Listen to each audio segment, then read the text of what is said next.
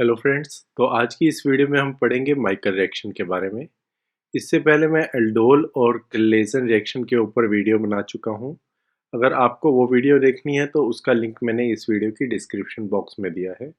Michael reaction भी aldol और Claisen reaction की तरह ही है।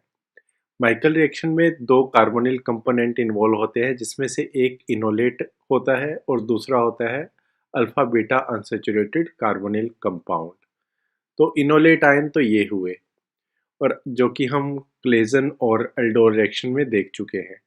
Alpha beta unsaturated carbonyl compound ये हुआ। जो इनोलेट आयन होते हैं वो न्यूक्लियोफाइल की तरह रिएक्ट करते हैं। अब क्वेश्चन आता है कि alpha beta unsaturated carbonyl compound में इलेक्ट्रोफिलिक कार्बन कौन सा होगा? ये कार्बन जिसके ऊपर ऑक्सीजन डायरेक्टली अटैच है, या अल्फा और बीटा, ये जो बीटा कार्बन है ये इलेक्ट्रोफिलिक नेचर का होगा? तो पहले आपको यहाँ पे alpha beta unsaturated carbonyl compound का रेजोनेटिंग स्ट्रक्चर दिखा देता हूँ।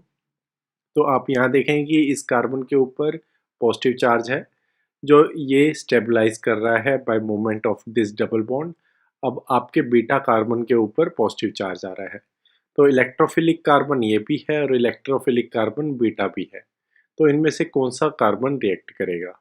तो इसमें से बीटा कार्बन रिएक्ट करता है। तो Michael reaction involve conjugated addition, one for addition of resonance stabilized enolate to the beta carbon of an alpha beta unsaturated carbonyl system। तो आपका जो न्यूक्लियोफाइल होता है वो इस बीटा कार्बन के ऊपर रिएक्ट करता है, और यहाँ से आपका डबल बॉन्ड डिमिनिश हो जाएगा और न्यूक्लियोफाइल के साथ ये बॉन्ड बन जाएगा। तो इस रिएक्शन में alpha beta unsaturated carbonyl compound Michael acceptor हुए, और अगर आप डाइकार्बोनिल कंपाउंड लेते हो तो ये इनोलेट फॉर्मेशन करते हैं, तो ये न्यूक्लियोफाइल की तरह ये कार्बन रिएक्ट करता है। तो ये कार्बन इस बीटा कार्बन के ऊपर जाकर अटैक करेगा और एक बॉन्ड फॉर्मेशन करेगा, और ये डबल बॉन्ड डिमिनिश हो जाएगा। सेम आप देखेंगे कि इस साइक्लोहेक्सिनोन सिस्टम में ये भी एक एग्जांपल है alpha beta unsaturated carbonyl compound का, और इस कार्बन के ऊपर न्यूक्लियोफाइल जनरेट होता है और ये इस बीटा कार्बन के ऊपर रिएक्ट करके आपको ये प्रोडक्ट देगा। तो यहाँ पे क्वेश्चन आता है कि ये डबल बॉन्ड कहाँ गया? तो अब हम इसका मैकेनिज्म देखते हैं, और उस मैकेनिज्म के थ्रू आपको पता चल जाएगा कि डबल बॉन्ड कैसे डिमिनिश होता है। तो जो आपका बीटा डाइकार्बोनिल कंपाउंड है, तो इथोक्साइड ये जो आयन है ये बेस है। ये बेस ये हाइड्रोजन निकालेगा इस एक्टिव मिथिलीन कार्बन के ऊपर से।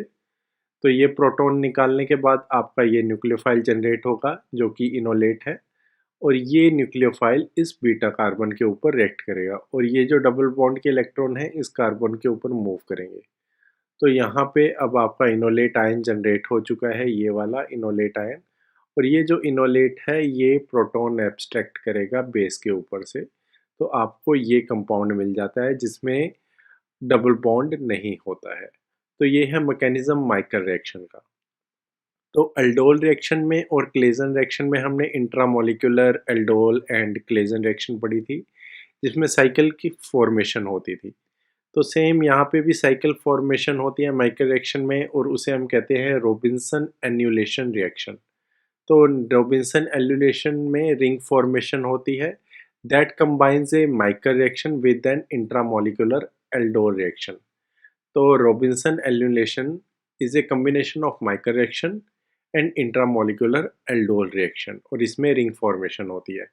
तो इस रिएक्शन में आप alpha beta unsaturated carbonyl compound लेते हो, माइकल रिएक्शन में भी यही ले रहे थे, और दूसरा एक कार्बोनिल कंपाउंड लेते हैं जो इनोलेट फॉर्म करता है।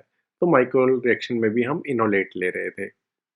तो बेस की प्रेजेंस में ये रिएक्ट करेंगे और एक रिंग फॉर्मेशन करेंगे। तो आपको यहाँ से ये डबल बॉन्ड हटाना है और इस कार्बन के साथ अटैच करना है, तो एक सिग्मा बॉन्ड ये बन जाता है, और ये जो कार्बन है ये यहाँ इसके ऊपर रिएक्ट करता है। तो यहाँ पर ये सिग्मा बॉन्ड हुआ और ये पाई बॉन्ड हुआ, तो इसमें 3 बॉन्ड बनते हैं, जिसमें 2 सिग्मा बॉन्ड है और एक पाई बॉन्ड है। रॉबिन्सन एल्यूलेशन में भी hydroxyl ion, water, ethoxide ion और इथेनॉल का काफ़ी यूज़ होता है। इस रिएक्शन के बारे में अगर हम फर्दर पढ़ते हैं तो 2 एग्जांपल देखते हैं इसमें। जैसे ये आपका alpha beta unsaturated carbonyl compound है, तो ये जो बीटा कार्बन है इसको आपको इस कार्बन के साथ अटैच करना है और ये डबल बॉन्ड हटा देना है, और इस कार्बन को इस कार्बन के साथ अटैच करना है और डबल बॉन्ड रखना है। तो ये प्रोडक्ट बनेगा और यहाँ पे मिथाइल विटाइन कीटोन को जब आप ट्रीट करेंगे 2 मिथाइल साइक्लोहेक्सेन 1,3 डायोन, तो रॉबिन्सन एन्युलेशन में आपको सेम चीज़ करनी है कि इस कार्बन को अटैच करना है इस कार्बन के साथ सिग्मा बॉन्ड, और इस कार्बन को अटैच करना है इस कार्बन के साथ जिसमें सिग्मा और पाई बॉन्ड दोनों रखने हैं। अब इस रिएक्शन का मैकेनिज्म दिखाता हूँ कि ये कैसे बनते हैं। तो पहले आपको करनी है सिंपल माइकल एडिशन। तो जो आपका बेस होगा वो आपका यहाँ से प्रोटॉन एब्स्ट्रैक्ट करेगा जो कि एक्टिव मिथिलीन है, और जैसे ही ये प्रोटॉन एब्स्ट्रैक्ट होगा यहाँ पे इनोलेट आयन जनरेट होगा। इनोलेट आयन इस अल्फा बीटा अनसैचुरेटेड कार्बोनिल के बीटा कार्बन के ऊपर रिएक्ट करेगा और आपको वहाँ पे एक बॉन्ड फॉर्मेशन होगी कार्बन कार्बन, और ये जो इनोलेट का जो कार्बन है ये फर्दर हाइड्रोजन ले लेगा और आपको ये 1,5 डाइकार्बोनिल कंपाउंड मिल जाएगा। तो यहाँ पर आपकी कंप्लीट माइकल एडिशन रिएक्शन ही जा रही है। ओके, अब फर्दर अब आपको करनी है इंट्रामोलिकुलर एल्डोल रिएक्शन।